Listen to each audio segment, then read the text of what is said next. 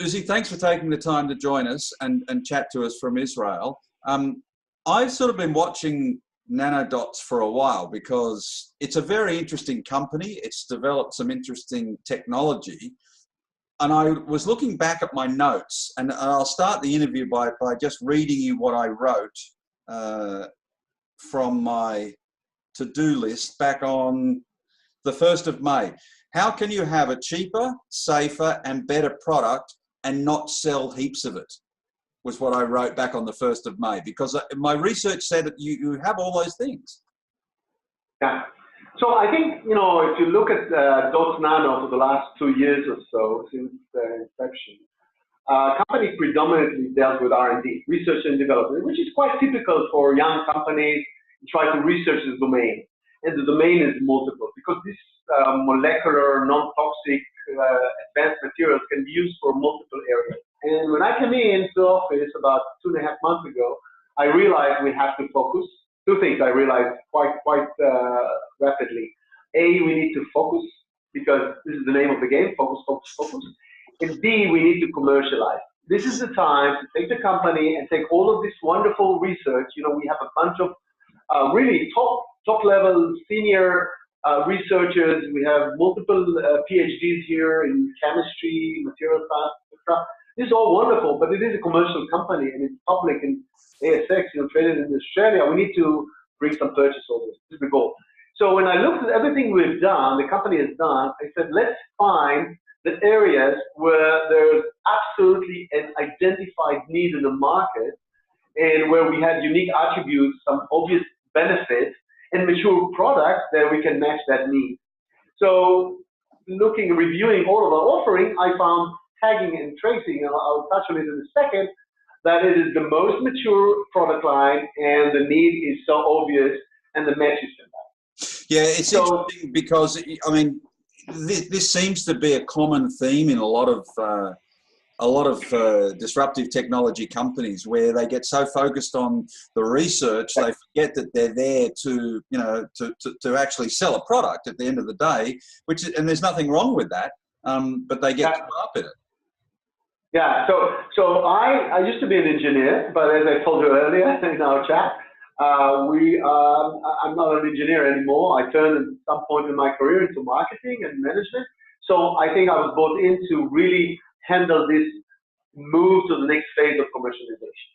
So looking at tagging and tracing, we put ourselves, identified this is the field where we want to focus on, and identified quite clearly 3 domains of focus, which we put milestones, and we're actually executing them one by one, which is makes me very happy and very optimistic for the future. So because just to interrupt for people, so tagging and tracing is essentially where your nanoparticles are put into a product in some shape or form, which then allows a person to be able to, using again your technology, look at the finished product of theirs, whether it's a cigarette packet or whether it's some liquid coming out of a fracking well or a pharmaceutical, to be able to look at it and say, yes, this is definitely one of our products, as distinct from something that's gone wrong or something that's come from somewhere else. Exactly, absolutely. And of course, you need, there's, if you look at counterfeiting, for instance, it's a huge, causes huge damage to the market, the international market these days. So the need to identify, trace, have a unique signature is there. So the areas where we chose to focus are actually 3, with these taggers and tracers and detectors. We do have a line of detectors to make it an end-to-end solution. I'll touch on it in a second, why it's so crucial, because it really makes a difference. So the first one is oil and gas industry, and specifically fracking. And the reason is, in the fracking industry, drilling, one insert into the ground millions, like 10 million liters in every such drill. And they dig first vertically and then horizontally, and they have multiple segments. Yeah. And they need to identify the segments, which segment is producing. Now, they do have other, taggers these days. So just again, sorry to interrupt, but because I had to look up how fracking works to figure out where this comes in. So for people to understand, essentially with fracking, you pump water and sand down a vertical drill hole, and then it goes off horizontally And as you add the sand and the water, it creates pressure, which literally pops open little fissures, and from those fissures, gas comes. So why? How does your fit into that? How does your product fit into that? Okay, so they do use taggants today, and the idea is to use these taggants to identify which segment is producing and which one is not.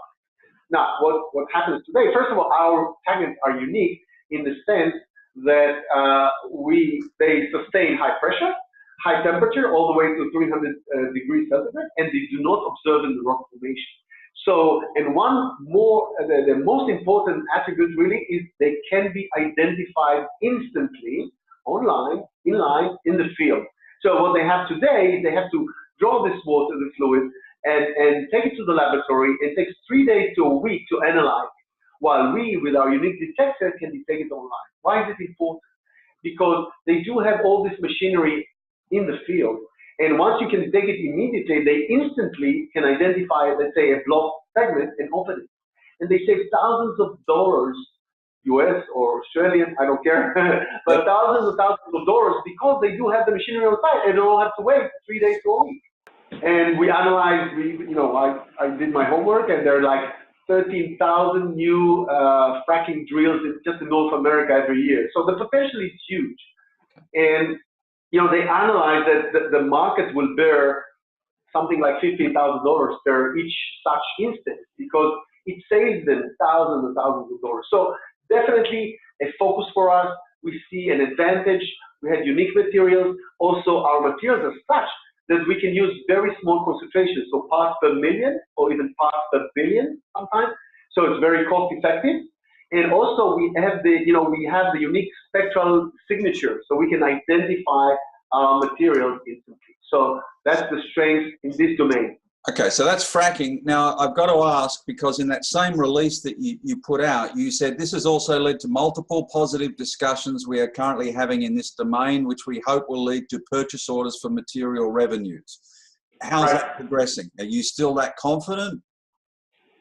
I'm very confident. I think, when you take something from a laboratory, we did a lot of experiments here in the laboratory, which is great. But this is a major milestone, to take it from the laboratory to real life. Because here in the lab, we pat each other on the back and we say, oh, how great we are. And then you take it to the field, and then, real life is sometimes different. And the fact that we were successful is key. And now we have been approached by other players to try and negotiate with us all kinds of deals. So it is progressing. We're doing well, and I'm very optimistic. I think, again, we have a good solution. There is a need there, and when you make a match between the need and a good solution, usually there's business generated. So it sounds like it's more a negotiation than trying to entice someone interested in actually buying your product. Let's put it this way. We have multiple contacts right now, and hopefully I'm hoping, and I'm sure it will come to and turn into purchase orders the next month. Okay, and then you've got the tobacco industry, and I have to just throw in as a matter of interest, you're not going to get a lot of ethical investors at this point because you're dealing with fracking and the tobacco industry. But that's that aside. No, I understand. No, but the tobacco, first of all, I'm not here to encourage smoking, but the tobacco industry, same as the pharmaceuticals, same as the cosmetics, perfume, they suffer from counterfeiting. As I said, billions of dollars of damage every year to international markets. If you look at pharmaceutical, drugs, I read somewhere that about 1 million people die every year from consuming counterfeited drugs, Viagra, others. So there's a need out there. In fact, the European Union just imposed, I think in the beginning of 2019, new rules of how you mark drugs, the packages, or embedded in the package itself, not the sticker, and it should contain all the information of the lot to be traced.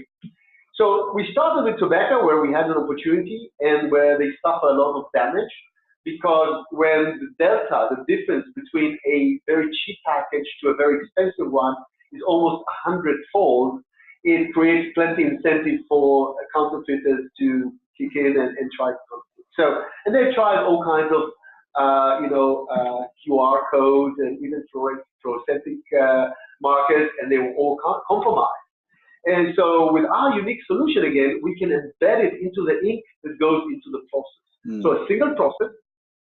Before they had to do a separate process, which makes it much more expensive. And again, the marking is not visible to the naked eye. You need either a UV light or a more sophisticated one where we can create a combination of color and pattern. So we can create really 3 layers of security, and we provide the detector. You know, you've identified a great need, and yet, as we started this interview, you've got a good product. It's environmentally friendly. It's cheaper than most of the other stuff out on the market. So it ticks all those boxes. What's the stumbling block? Is it literally just you've identified some markets? Is it more about, you know, the number of people needed to knock on doors because there's so many doors, or what's the... I think it's a state of mind. You know, the kinds I said earlier, the company really focused on the research and development, completed that phase. Not that we don't need to continue running and develop new and more, you know, cutting-edge, leading-edge technologies, but we're at the point where we have a family of mature products, and now it's a point of taking it to commercialization and execution. So yes, translate the solution into a viable offering to customer, knock on the right doors, create the right traction. Look, it's a process. It's not like selling shoes. You go into a store, you pick up a pair of shoes you like, and you walk out with those shoes. Here, it's a process where, you know, they want to see your product and they want to test it in the laboratory. They want to make sure that there's no, side effects. If it touches food contact, then there are other rules. We've just made the compliance with the REACH, which is the European standard for that. So I think we're going through the path.